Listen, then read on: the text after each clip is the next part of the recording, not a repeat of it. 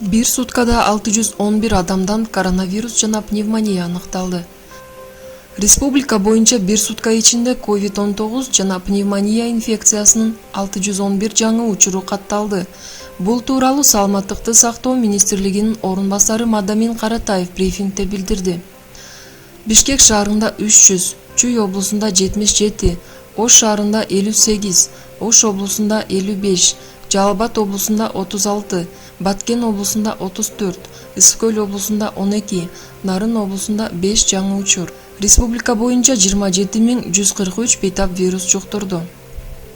Ал эми бир суткада COVID-19 жана пневмония илдеттеринен улам 34 бейтап көз жумду.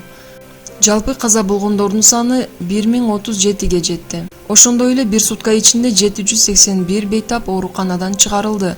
Кыргызстан боюнча коронавирус жана пневмония илдетинен 13109 бейтап ооруканадан чыгарылды.